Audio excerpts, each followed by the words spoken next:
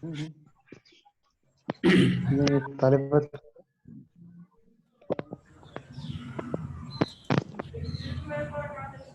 afternoon, sir. Good afternoon. ಎಲ್ಲ video on ಮಾಡ್ಕೊಳ್ಳಿ. Good afternoon sir. Good afternoon. Good afternoon Shivakumar, video on ಮಾಡ್ಕೊಳ್ಳಿ ಎಲ್ಲ. ಯಾಕಪ್ಪ ಇದು ಹೆಂಗಿರ್ತೀವ ನಂಗೆ ಗೊತ್ತಿಲ್ಲ.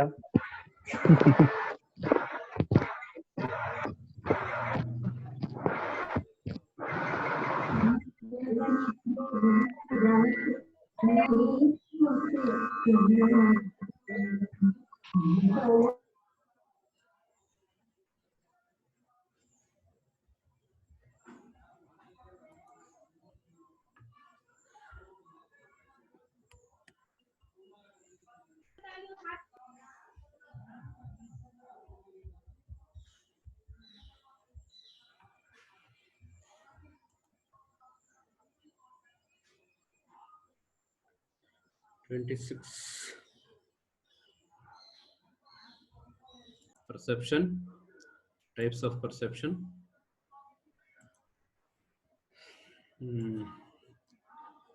So the first type of perception, actually we completed this slide yesterday. Yes, types of perception. Hearing or auditory perception. Hearing or auditory perception ಅಂತ ಕರಿತೇವೆ ಇದನ್ನ. ಶ್ರವ್ಯ ಗ್ರಹಿಕೆ ಅಥವಾ ಏನೊಂದನ್ನ ಶ್ರವ್ಯ ಸಂವೇದನೆ ಅಂತ ಹೇಳಿದ್ರು, ಇಲ್ಲಿ ಶ್ರವ್ಯ ಗ್ರಹಿಕೆ ಅಂತ ಕರಿತೀವಿ. So hearing depends on vibrations in the air called sound waves. ಹೇಗೆ ಅದು ಹಿಯರಿಂಗ್ ನಡೆಯುತ್ತೆ ಅನ್ನೋದು ಒಂದು ಪ್ರೋಸೆಸ್ ಇರುತ್ತೆ ಇಲ್ಲಿ. ಹಿಯರಿಂಗ್ ಹೇಗಾಗುತ್ತೆ ಅಂದ್ರೆ ತರಂಗಗಳ ಏನು ವೈಬ್ರೇಷನ್ಸ್ ಗಳಿಂದ ನಡೀತಕ್ಕಂಥದ್ದು. ಆ ವೈಬ್ರೇಷನ್ಸ್ ಗಳು ಹೇಗೆ ಅದು ಮೂವ್ ಆಗುತ್ತೆ ಅನ್ನೋದನ್ನು ಕೂಡ ನಮಗೆ ಸೆನ್ಸೇಷನ್ ಅಲ್ಲಿ ಹೇಳಿರ್ತಾರೆ. So sound waves from the air passes through various bones until they move reach the inner ear. ಅಂದ್ರೆ ಕಿವಿಯ ಒಳಭಾಗಕ್ಕೆ ಹೋಗೋವರೆಗೂ ಕೂಡ ಅವು ಸೌಂಡ್ ವೇವ್ಸ್ ಗಳ ತರದಲ್ಲೇ ಇರುತ್ತೆ. ಅಲ್ಲಿ ಒಳಗಡೆ ಹೋದಾಗ which contains A tiny hair like cells that move back and fourth. ಕಿವಿಯ ಒಳಗಡೆ ಇರ್ತಕ್ಕಂಥ ಬೋನ್ಸ್ ಒಳಗಡೆ ಎಲ್ಲ ಹೋದ್ಮೇಲೆ ಆ ಬೋನ್ಸ್ ಒಳಗಡೆಗೆ ಒಂದು ಟೈನಿ ಏರ್ ಲೈಕ್ ಸ್ಟ್ರಕ್ಚರ್ಸ್ ಇರುತ್ತೆ. ಆ ಸ್ಟ್ರಕ್ಚರ್ಸ್ ಗಳು ಏನ್ ಮಾಡುತ್ತೆ, ಮುಂದೆ ಹಿಂದೆ ಮೂವ್ ಆಗೋದ್ರ ಮೂಲಕ ಒಂದು ವೈಬ್ರೇಷನ್ಸ್ ಅನ್ನ ಕ್ರಿಯೇಟ್ ಮಾಡುತ್ತೆ. So that vibrations hair cells change sound vibrations into neural signals ಗಳನ್ನಾಗಿ ಕನ್ವರ್ಟ್ ಮಾಡುತ್ತೆ. ಸೌಂಡ್ ವೇವ್ಸ್ ಅಲ್ಲಿ ಬಂದಿದ್ದನ್ನ ನ್ಯೂರಲ್ ಸಿಗ್ನಲ್ಸ್ ಗಳಾಗಿ ಕನ್ವರ್ಟ್ ಮಾಡ್ತಕ್ಕಂಥ ಕೆಲಸ ಆ hair like structure, small tiny hair like structures present in the ear ಒಳಗಡೆ ಇರ್ತಕ್ಕಂಥ ಇದರೊಳಗಡೆಗೆ ಆ ಸಿಗ್ನಲ್ಸ್ ಗಳಾಗಿ ಕನ್ವರ್ಟ್ ಮಾಡುತ್ತೆ. Travel through the auditory nerve to the brain. ಅದು ಆಡಿಟರಿ ನರ್ವ್ ಮೂಲಕ ಬ್ರೈನ್ ಗೆ ರೀಚ್ ಆಗ್ತಕ್ಕಂಥದ್ದು. The height of the wave gives us the amplitude of the sound. ಬಂದಂತ ವೇವ್ ಸೌಂಡ್ ಎಷ್ಟಿತ್ತು ಅನ್ನೋದ್ರ ಮೇಲೆ, ಅದರ ಹೈಟ್ ಮೇಲೆ, ಅದು ಪೀಕ್ ಈ ತರ ನೀವು ಇದರಲ್ಲಿ ನೋಡ್ಬೋದು, ನಾವು ECG ನಲ್ಲಿ ನೋಡ್ತೀವಲ್ಲ, ಆ ವೇವ್ ಮೇಲೆ ಡಿಪೆಂಡ್ ಆಗಿರುತ್ತೆ. ವೇವ್ ದೊಡ್ಡದಾಗಿತ್ತು ಅಂತಂದ್ರೆ ಅದರ ಆಂಪ್ಲಿಟ್ಯೂಡ್ ಜಾಸ್ತಿ ಇರುತ್ತೆ. ವೇವ್ ತುಂಬಾ ಕಡಿಮೆ ಇತ್ತು ಅಂದ್ರೆ ತುಂಬಾ ನಿಧಾನವಾಗಿ ಕೇಳಿಸುತ್ತೆ. ದೊಡ್ಡದಾಗಿ ವಾಯ್ಸ್ ಬರಬೇಕು ಅಂತಂದ್ರೆ ಆಂಪ್ಲಿಟ್ಯೂಡ್ ಜಾಸ್ತಿ ಇರಬೇಕು. ಜಾಸ್ತಿ ಇದ್ದಾಗ it gives amplitude of the sound ಅನ್ನೋದನ್ನ ಹೇಳ್ತೇವೆ. Then the frequency of the wave gives us the pitch of the sound ಅಂತೀವಿ. ಅದರ ಫ್ರೀಕ್ವೆನ್ಸಿ ಎಷ್ಟಿದೆ ಅನ್ನೋದ್ರ ಮೇಲೆ ಅದರ ಗಡಸುತನವನ್ನ ನಾವು ಹೇಳ್ಬೋದು. ಪಿಚ್ ಅಂತಂದ್ರೆ ಆ ಸೌಂಡ್ ನ ಗಡಸುತನ ಎಷ್ಟಿದೆ, ವಾಯ್ಸ್ ಎಷ್ಟು ಬರ್ತಾ ಇದೆ, ಯಾವ ಫ್ರೀಕ್ವೆನ್ಸಿ ನಲ್ಲಿ ಬರ್ತಾ ಇದೆ ಅನ್ನೋದ್ರ ಮೇಲೆ ಡಿಪೆಂಡ್ ಆಗಿರುತ್ತೆ. ಸೊ ಇದು ಆಡಿಟರಿ ಪರ್ಸೆಪ್ಷನ್ ಗೆ ಸಂಬಂಧಪಟ್ಟಂತೆ. ಸೊ ಆಡಿಟರಿ ಪರ್ಸೆಪ್ಷನ್ ಅಲ್ಲಿ ಪಾರ್ಟ್ಸ್ ಇದಾವೆ. So 3 parts. ಅದರಲ್ಲಿ ಎಕ್ಸ್ಟರ್ನಲ್ ಆರ್ ಔಟರ್ ಇಯರ್ ಅಂತ ಕರಿತೀವಿ ನಾವು. ಹೊರಗಡೆ ಇರ್ತಕ್ಕಂಥ ಕಿವಿ ಏನಿದೆ, ಕಿವಿ ಹೊರಭಾಗದ ಇರ್ತಕ್ಕಂಥದ್ದನ್ನ ಎಕ್ಸ್ಟರ್ನಲ್ ಅಂತ ಹೇಳಿ. ಅದರ ಫಂಕ್ಷನ್ ಏನು ಅಂತಂದ್ರೆ gathering sound energy and amplification of sound pressure ಮಾತ್ರ ಅದನ್ನ ರಿಸೀವ್ ಮಾಡ್ತಕ್ಕಂಥದ್ದು. ಹೊರಗಡೆ ಹೋದಂತ ಸೌಂಡ್ ಎನರ್ಜಿಯನ್ನ ರಿಸೀವ್ ಮಾಡ್ಕೊಳ್ತಕ್ಕಂಥದ್ದು. ಅದರಲ್ಲಿ ಪಾರ್ಟ್ಸ್ ಗಳನ್ನ ಹೇಳಿದರೆ pinna, external meatus, ear drum or tympanic membrane ಅಂತ ಹೇಳಿ ಈ ಭಾಗಗಳು ಕಿವಿಯ ಹೊರಭಾಗದಲ್ಲಿರ್ತಕ್ಕಂಥ, ಕಿವಿ ಹೊರಗಡೆ ಇದೆಯಲ್ಲ ಈ ಹೊರಭಾಗದಲ್ಲಿರ್ತಕ್ಕಂಥ ಪಾರ್ಟ್ಸ್ ಗಳಿದೆಲ್ಲಾನು ಕೂಡ. ಸೊ ಅದರಲ್ಲಿ first part. Next second part middle ear function ಅಂತ ಹೇಳ್ತೀವಿ. ಮಿಡಲ್ ಇಯರ್ ಮಧ್ಯಭಾಗದಲ್ಲಿರ್ತಕ್ಕಂಥ ಕಿವಿದು. ಇಲ್ಲಿ transmission of acoustic energy from air to the cochlea, hammer, anvil and stirrup ಈ ಭಾಗಗಳ ಮೂಲಕ ಅದು ಹೇಗೆ ಒಳಗಡೆಗೆ ಫಂಕ್ಷನಿಂಗ್ ಮಾಡುತ್ತೆ, ಟ್ರಾನ್ಸ್ಮಿಷನ್ ಆಗುತ್ತೆ ಅನ್ನೋದು. ಅಕೌಸ್ಟಿಕ್ ಎನರ್ಜಿಯಿಂದ ನಮ್ಮ ಇದಕ್ಕೆ ಬೇಕಾದಂತ ಸಿಗ್ನಲ್ಸ್ ಗಳ ಇದಕ್ಕೆ ಕನ್ವರ್ಷನ್ ಆಗ್ತಕ್ಕಂಥದ್ದು ಮಿಡಲ್ ಇಯರ್ ಅಲ್ಲಿ ಕನ್ವರ್ಟ್ ಆಗ್ತಕ್ಕಂಥದ್ದು ನೋಡ್ಬೋದು. ನೆಕ್ಸ್ಟ್ ಇನ್ನರ್ ಇಯರ್ ಅಂತ ಇದೆ, ಅದರ ಒಳಗಿವಿ ಅಂತೀವಿ. ಅದು ಮೆಕ್ಯಾನಿಕಲ್ ವೇವ್ಸ್, ಸೌಂಡ್ ವೇವ್ಸ್ ಬರುತ್ತಲ್ಲ, ಅದನ್ನ ನ್ಯೂರಲ್ ಸಿಗ್ನಲ್ಸ್ ಗಳಲ್ಲಾಗಿ ಕನ್ವರ್ಟ್ ಮಾಡಿ ಅದನ್ನ ಟ್ರಾನ್ಸ್ಫರ್ ಮಾಡ್ತಕ್ಕಂಥದ್ದು to the brain or auditory nerve ಮೂಲಕ ಅದನ್ನ ಟ್ರಾನ್ಸ್ಫರ್ ಮಾಡ್ತಕ್ಕಂಥದ್ದನ್ನ ಇನ್ನರ್ ಇಯರ್ ಫಂಕ್ಷನ್ ಮಾಡುತ್ತೆ. ಅದರಲ್ಲಿ ಪಾರ್ಟ್ಸ್ ಗಳೆಲ್ಲ ಇದಾವೆ ನೋಡಿ, vestibular portion, cochlea, then basilar membrane, ಆಮೇಲೆ ಟ್ರಾನ್ಸ್ಡಕ್ಷನ್ ಇನ್ ದ ಏರ್ ಅಂತ ಹೇಳಿ. So these are the minor parts present in the inner ear. So ಈ ರೀತಿ ಆಗುತ್ತೆ. ಇದನ್ನೆಲ್ಲ ನಿಮ್ಗೆ ಹೇಳಿರ್ತಾರೆ ಫಸ್ಟ್ ಸೆಮ್ ಅಲ್ಲಿ. ನಾನು ಜಸ್ಟ್ ರೀಕಾಲ್ ಹೇಗೆ ಹೌ ಇಟ್ ಇಸ್ ಫಂಕ್ಷನಿಂಗ್ ಅನ್ನೋದಕ್ಕೆ. So next sound waves hit the ear drum and anvil. First ear ಡ್ರಮ್ಗೆ ಸೌಂಡ್ ಬಂದು ಬಡಿಯುತ್ತೆ, ಅಲ್ಲಿಂದ ಆನ್ವಿಲ್ಗೆ ಹೋಗುತ್ತೆ, ದೆನ್ ಹ್ಯಾಮರ್ಗೆ ಹೋಗುತ್ತೆ, ಅಲ್ಲಿಂದ ಸ್ಟಿರಪ್ಗೆ ಹೋಗುತ್ತೆ, ದೆನ್ ಓವಲ್ ವಿಂಡೋ, ಅಲ್ಲಿಂದ ಓವಲ್ ವಿಂಡೋಗೆ ಟ್ರಾನ್ಸ್ಫರ್ ಆಗ್ತಕ್ಕಂಥದ್ದು. ಹೇಗಿದು ಟ್ರಾನ್ಸ್ಫರ್ ಆಗುತ್ತೆ ಒಂದ್ ಕಡೆಯಿಂದ ಇನ್ನೊಂದ್ ಕಡೆಗೆ ಸೌಂಡ್ ಅನ್ನೋದು. Then everything is just vibrating. ಎಲ್ಲನೂ ಕೂಡ ಇಲ್ಲಿ ವೈಬ್ರೇಷನ್ಸ್ ಮೂಲಕನೇ ನಡೆಯೋದು. ವೇವ್ಸ್ ಬರ್ತವೆ, ವೇವ್ಸ್ ಅಲ್ಲಿ ವೈಬ್ರೇಷನ್ಸ್ ಕ್ರಿಯೇಟ್ ಮಾಡುತ್ತೆ, ವೈಬ್ರೇಷನ್ಸ್ ಏನು ಅಕೌಸ್ಟಿಕ್ ಎನರ್ಜಿಯನ್ನ ಇದ್ರಾಗಿ ಕನ್ವರ್ಟ್ ಮಾಡುತ್ತೆ, ನಮ್ಮ ನ್ಯೂರಲ್ ಸಿಗ್ನಲ್ಸ್ ಆಗಿ ಕನ್ವರ್ಟ್ ಮಾಡುತ್ತೆ. ಕಾಹ್ಲಿಯಾ ವೈಬ್ರೇಟ್ ಆಗುತ್ತೆ. ಕಾಹ್ಲಿಯಾ ವೈಬ್ರೇಟ್ ಆಗೋದ್ರಿಂದ ನಮ್ಗೆ ವೈಬ್ರೇಷನ್ಸ್ ಟ್ರಾನ್ಸ್ಫರ್ ಆಗ್ತಕ್ಕಂಥದ್ದು. ಮತ್ತೆ cochlea is lined with mucus called basilar membrane. ಆ ಬೆಸಿಲಾರ್ ಮೆಂಬ್ರೇನ್ ಅಂತಕ್ಕಂಥ ಒಂದು ಮೆಟೀರಿಯಲ್ ಅದ್ರ ಮೇಲ್ಗಡೆ ಇರುತ್ತೆ, ಕಾಹ್ಲಿಯಾ ಮೇಲ್ಗಡೆ ಇರುತ್ತೆ. In basilar membrane there are hair cells. ನಾನು ಆಗ್ಲೇ ಹೇಳಿದಾಗೆ ಟೈನಿ ಏರ್ ಲೈಕ್ ಸ್ಟ್ರಕ್ಚರ್ಸ್ ಇರ್ತವಲ್ಲ, ಅವೆಲ್ಲನೂ ಕೂಡ ಬೆಸಿಲಾರ್ ಮೆಂಬ್ರೇನ್ ಮೇಲ್ಗಡೆ ಇರ್ತವೆ. ಆ ಮೆಂಬ್ರೇನ್ಸ್ ಅಲ್ಲಿ ಇರ್ತಕ್ಕಂಥ ಸೆಲ್ಸ್ ಗಳನ್ನೇ ನ್ಯೂರಲ್ ಇಂಪಲ್ಸ್ ಗಳನ್ನಾಗಿ ಕನ್ವರ್ಟ್ ಮಾಡಿ ಆರ್ಗನ್ ಆಫ್ ಕಾರ್ಟಿ ಅಂತ ಏನ್ ಕರಿತೀವಿ, ಆರ್ಗನ್ ಆಫ್ ಕಾರ್ಟಿಗೆ ಕಳಿಸ್ತಕ್ಕಂಥ ಕೆಲಸವನ್ನ ಮಾಡುತ್ತೆ. So sent then to thalamus up auditory nerve. It is all about the vibrations ಅನ್ನೋದನ್ನ ಹೇಳ್ತವೆ. ನೆಕ್ಸ್ಟ್ ಎರಡನೇದು ಬಂದು ಗಸ್ಟೇಟರಿ ಪರ್ಸೆಪ್ಷನ್. ಗಸ್ಟೇಟರಿ ಪರ್ಸೆಪ್ಷನ್ ನಾವು ಟೇಸ್ಟ್ ಪರ್ಸೆಪ್ಷನ್ ಅಂತಲೂ ಕೂಡ ಕರಿತೀವಿ. ಅದನ್ನ ರುಚಿಯ ಸಂವೇದನೆ ಅಂತೇಳಿ ಕರೆದಿದ್ವಲ್ಲ, ಅದನ್ನ ರುಚಿಯ ಗ್ರಹಿಕೆ ಅಂತೇಳಿ ಇಲ್ಲಿ ಹೇಳ್ತಕ್ಕಂಥದ್ದು. Taste is the ability to perceive the flavour of the substance including but not limited to food ಅನ್ನೋದನ್ನ ಹೇಳ್ತಾನೆ. ಇಲ್ಲಿ ಟೇಸ್ಟ್ ಅನ್ನತಕ್ಕಂಥದ್ದು ಯಾವ ಫ್ಲೇವರ್ ಬರುತ್ತೋ ಆ ಫ್ಲೇವರ್ ನ ಪರ್ಸೀವ್ ಮಾಡ್ತಕ್ಕಂಥದ್ದು, ಬೇರೆ ಬೇರೆ ಫ್ಲೇವರ್ ಗಳನ್ನ ಪರ್ಸೀವ್ ಮಾಡ್ತಕ್ಕಂಥದ್ದು. ಸೊ ಅದನ್ನು ನಾವು ಗಸ್ಟೇಟರಿ ಪರ್ಸೆಪ್ಷನ್ ಅಂತ ಹೇಳಿ ಕರೀತಾನೆ. So humans receive taste through sensory organs called taste buds concentrated on upper surface of the tongue. ನಮ್ಮ ನಾಲಿಗೆಯ ಮೇಲ್ಭಾಗದಲ್ಲಿರ್ತಕ್ಕಂಥ ರುಚಿಯ ಸಂವೇದನೆಯನ್ನು ಸ್ವೀಕರಿಸ್ತಕ್ಕಂಥವು ಏನಿದೆ ಬಡ್ಸ್, ಟೇಸ್ಟ್ ಬಡ್ಸ್ ಗಳೇನಿದೆ, ಆ ಟೇಸ್ಟ್ ಬಡ್ಸ್ ಗಳ ಮೂಲಕ ನಾವು ಟೇಸ್ಟ್ ಅನ್ನ ರಿಸೀವ್ ಮಾಡ್ತೇವೆ. ರಿಸೀವ್ ಮಾಡಿದ್ದು the human tongue has 100 to 150 taste receptor cells and each of its ರಫ್ಲಿ 10,000 ಟೇಸ್ಟ್ ಬಡ್ಸ್ ಆರ್ ದೇರ್ ಅಂತ ನಾವು ಹೇಳ್ತಾನೆ. 100 ರಿಂದ 150 ರುಚಿಯನ್ನ ಸ್ವೀಕರಣ ಮಾಡ್ತಕ್ಕಂಥ ಇವುಗಳು ಸೆಲ್ಸ್ಗಳು ನಮ್ಮ ನಾಲಿಗೆಯಲ್ಲಿದ್ದಾವೆ. ಒಂದೊಂದರಲ್ಲೂ ಕೂಡ ಸುಮಾರು 10,000ದಷ್ಟು ಟೇಸ್ಟ್ ಬಡ್ಸ್ಗಳು ಇರ್ತವೆ, ರುಚಿಯನ್ನ ರಿಸೀವ್ ಮಾಡ್ಕೊಳ್ತಕ್ಕಂಥ ಬಡ್ಸ್ಗಳು ಇರ್ತವೆ. ಆ ರೀತಿ ನಮ್ಮ ನಾಲಿಗೆ ರೂಪುಗೊಂಡಿರ್ತಕ್ಕಂಥದ್ದು.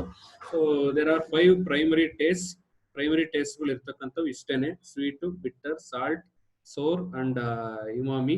ಸೊ ಇವು 5 ಟೇಸ್ಟ್ಗಳು ಇರೋದು. ಈ 5 ಟೇಸ್ಟ್ಗಳನ್ನ ನಾವು ಮಿಕ್ಸ್ ಅಪ್ ಮಾಡ್ಕೊಂಡು ಬೇಸಿಕ್ ಟೇಸ್ಟ್ ಗಳನ್ನ ಮಾಡ್ಕೊಂಡಿದೀವಿ ಅಷ್ಟೇ. Other can be mimicked by mixing these basic taste ಇರ್ತಕ್ಕಂಥವು. ಇವು 5 ಟೇಸ್ಟ್ ರುಚಿ ಯಾವ್ಯಾವ ಇದಾವೆ ಅಂದ್ರೆ ಈ 5 ರುಚಿಗಳು ಇರ್ತಕ್ಕಂಥದ್ದು ಬೇಸಿಕ್. ಇವನ್ನ ನಾವು ಪರ್ಮಿಟೇಷನ್ ಕಾಂಬಿನೇಷನ್ ಮಾಡ್ಕೊಂಡು ಬೇರೆ ಬೇರೆ ಟೇಸ್ಟ್ ಗಳನ್ನ ಕ್ರಿಯೇಟ್ ಮಾಡ್ಕೊಂಡಿದ್ದೀವಿ.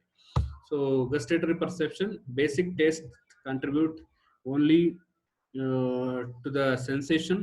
Remaining flavour of food in the mouth will be detected by olfactory and nerve tissues ಅಂತ.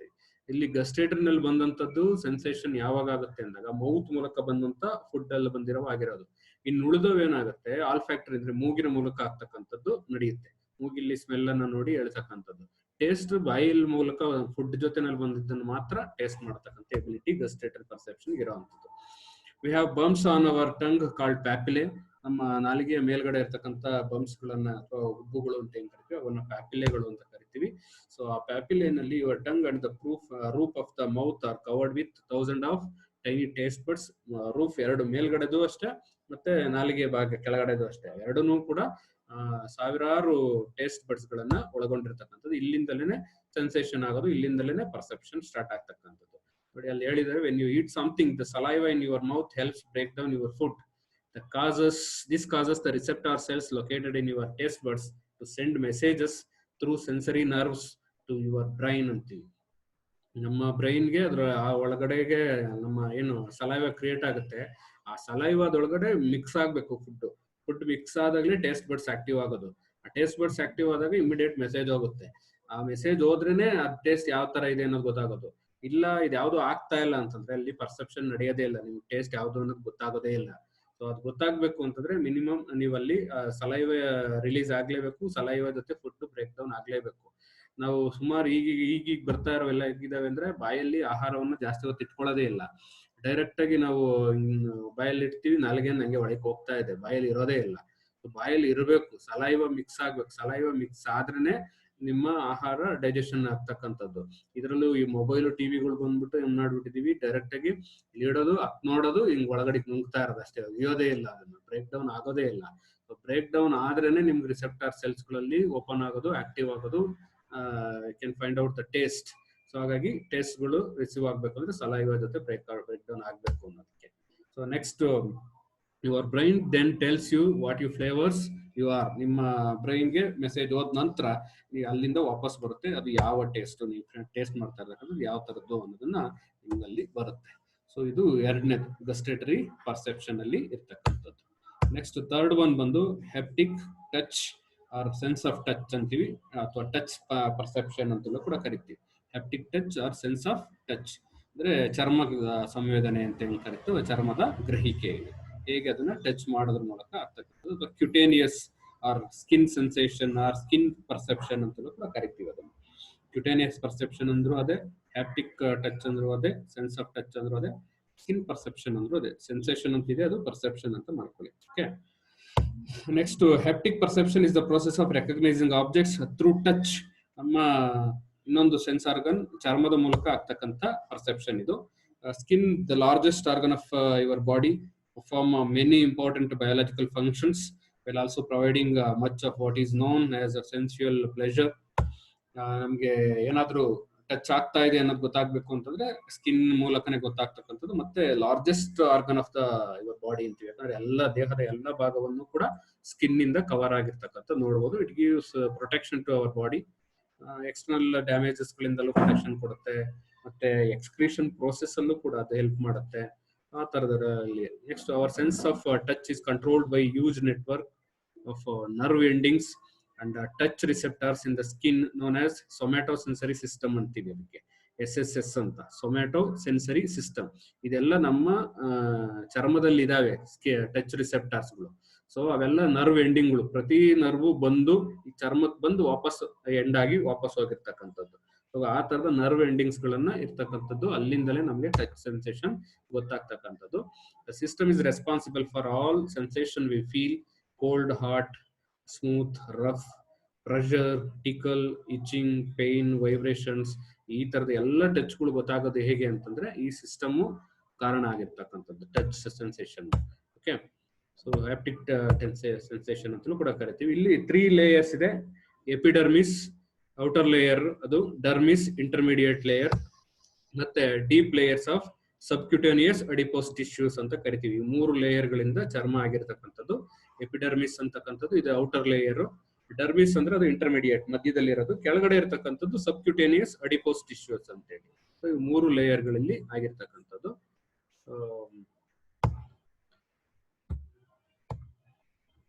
ಸೊ ನೆಕ್ಸ್ಟ್, ಸೆನ್ಸರಿ ಫಂಕ್ಷನ್ಸ್ ಹೇಗೆ ನಡೆಯುತ್ತೆ ಅನ್ನೋದು.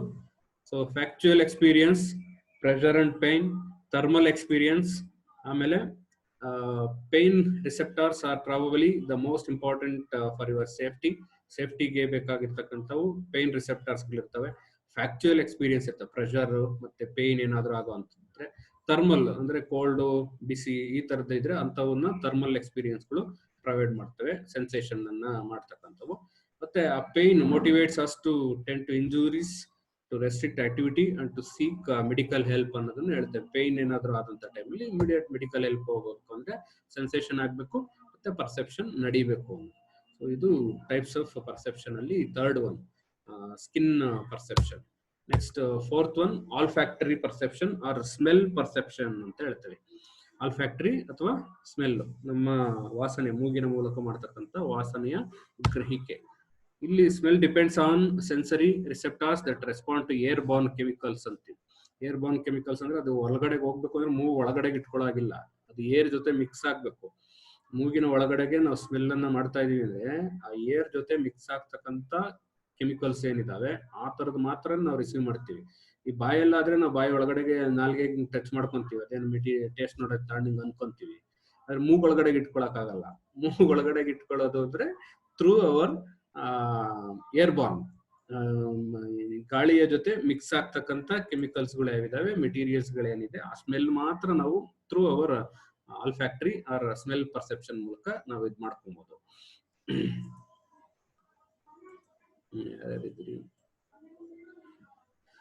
So next, in humans, these chemoreceptors are located in the olfactory epithelium, a patch of tissue about the size of a postage stamp located in the nasal cavity. ಮೂಗಿನ ಒಳಗಡೆ ಒಂದು stamp size ಆದಂತ, stamp size ಅಲ್ಲಿ ಇರ್ತಕ್ಕಂಥ ಒಂದು cell ಇದೆ. So ಆ cell ಮೇಲ್ಗಡೆಗೆ ಆ ನೇಸಲ್ ಕ್ಯಾವಿಟಿ ಒಳಗಡೆ ಇರ್ತಕ್ಕಂಥದ್ದು, ಅಲ್ಲಿ ಹೋಗಿ ಟಚ್ ಆದಾಗ ಎಲ್ಲನೂ ಕೂಡ ಕಿಮೋರಿಸೆಪ್ಟರ್ಸ್ ಅದ್ರ ಮೇಲೆಗಡೆ ಇರ್ತವೆ, ಅವು ಗ್ರಾಸ್ಪ್ ಮಾಡುತ್ತೆ ಇದು ಯಾವ ತರದ ಸ್ಮೆಲ್ ಅನ್ನೋದನ್ನ ಗ್ರಾಸ್ಪ್ ಮಾಡ್ತಕ್ಕಂಥದ್ದು. So the olfactory epithelium is made up of 3 kinds of cells. 3 ರೀತಿಯ ಜೀವಕೋಶಗಳಿಂದ ಅದು ಮಾಡಿರುತ್ತೆ. ಅದರಲ್ಲಿ sensory neurons, each with A primary cilium supporting cells between them. Then second one, basal cells, sensory neurons ಇಂದ, primary ಸಿಲಿಯಂ ಇಂದ ಮತ್ತೆ basal cells, ಈ 3 ರೀತಿಯ cells ಗಳಿಂದ ಆಗಿರ್ತಕ್ಕಂಥದ್ದನ್ನ ನೋಡಬಹುದು. ಬೇಸಲ್ ಸೆಲ್ಸ್ ಗಳು, ಸೆನ್ಸರಿ ನ್ಯೂರಾನ್ಸ್ ಮತ್ತೆ ಪ್ರೈಮರಿ ಸಿಲಿಯಂ, ಈ 3 ರೀತಿಯ ಆರ್ಗನ್ಸ್ ಗಳಿಂದ ಅಥವಾ ಸೆಲ್ಸ್ ಗಳಿಂದ ನಮ್ಮ ಎಪಿಥೀಲಿಯಂ ಸೆಲ್ಸ್, ಆಲ್ಫ್ಯಾಕ್ಟರಿ ಇದ್ರೊಳಗಡೆ ಇರ್ತಕ್ಕಂಥ ಎಪಿಥೀಲಿಯಂ ಸೆಲ್ಸ್ ಗಳು ಮಾಡಲ್ಪಟ್ಟಿರುತ್ತೆ. ಇಲ್ಲಿಂದ ಅದು ಒಳಗಡೆಗೆ ರಿಸೀವ್ ಮಾಡುತ್ತೆ ಅಷ್ಟೇ. ಮತ್ತೆ basal cells that divide regularly producing A fresh crop of sensory neurons to replace those that dies. Some classifications of odor ಅಂತ ಕರಿತೀವಿ. ಒಳಗಡೆಗೆ ನಾವು ಮೂಗಿನ ಒಳಗಡೆ ರಚನೆ ನೋಡಿದ್ರೆ ನಿಮ್ಗೆ ಆಗಾಗ ಕೆಲವು ಮ್ಯೂಕಸ್ಗಳು, ವೇಸ್ಟ್ ಮೆಟೀರಿಯಲ್ಸ್ ಅಂತದೆಲ್ಲಾನು ಸಿಗ್ತಾ ಇರುತ್ತೆ. ಅದೆಲ್ಲ ಏನು ಅಂತಂದ್ರೆ ಅವು ಸಾಯ್ತಾ ಇರ್ತವೆ, ಹೊಸ ಹೊಸ ಜೀವಕೋಶಗಳು ಉತ್ಪತ್ತಿ ಆಗ್ತಾ ಇರ್ತವೆ. ಸೊ ಹಳೆ ಜೀವಕೋಶಗಳು ಮತ್ತೆ ಸ್ಮಾಲ್ ಏರ್ಸ್ ಇದೆ, ಸ್ಮಾಲ್ ಏರ್ಸ್ಗಳೇನು ಮೂಗಿನ ಒಳಗಡೆಗೆ ಇರಬೇಕು. ಇಟ್ ಫಿಲ್ಟರ್ಸ್ ದ ಏರ್ ಅಂತ ಕರಿತೀವಿ. ಡಸ್ಟ್ ಈ ತರದ್ ಏನಾದ್ರು ಇದ್ರೆ ಅದನ್ನ ಫಿಲ್ಟರ್ ಮಾಡ್ತಕ್ಕಂಥ ಕೆಲಸವನ್ನ ಅದು ಮಾಡ್ತಾ ಇರುತ್ತೆ. ಸೊ ಹಾಗಾಗಿ ಇಲ್ಲಿ ಆಲ್ಫ್ಯಾಕ್ಟರಿ ಪರ್ಸೆಪ್ಷನ್ ಈ ರೀತಿ ನಡೆಯುತ್ತೆ ಅನ್ನೋದೊಂದು ಪ್ರೋಸೆಸ್. ಓಕೆ, ಮತ್ತೆ ಗೊತ್ತಾವ್ರೆ ಕಡಗತ್ತೂರು ಪಾಪ ನೆಟ್ವರ್ಕ್ ತುಂಬಾ ಪ್ರಾಬ್ಲಮ್ ಇದೆ ಹಂಗಾಗಿ. So fifth one, visual perception ಅಂದ್ರೆ ದೃಷ್ಟಿ ಗ್ರಹಿಕೆ ಅಂತ ಕರಿತೀವಿ. ಸೊ ಆ ದೃಷ್ಟಿ ಗ್ರಹಿಕೆ, visual perception. Vision is the most studied of all the senses, our most dominating sense.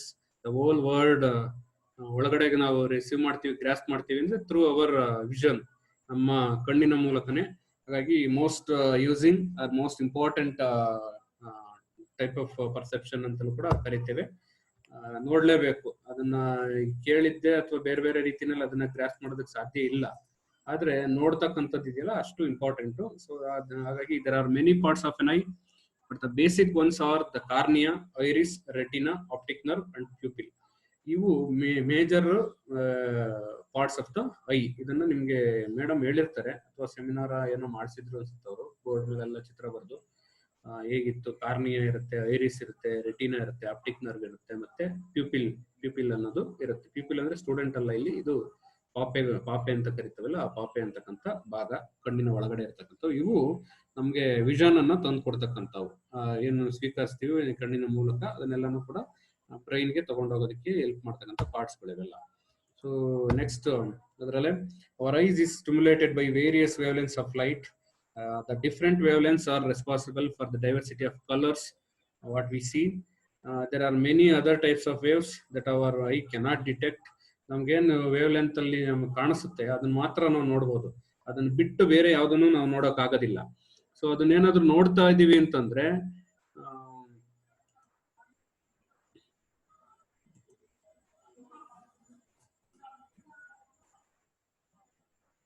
1 second.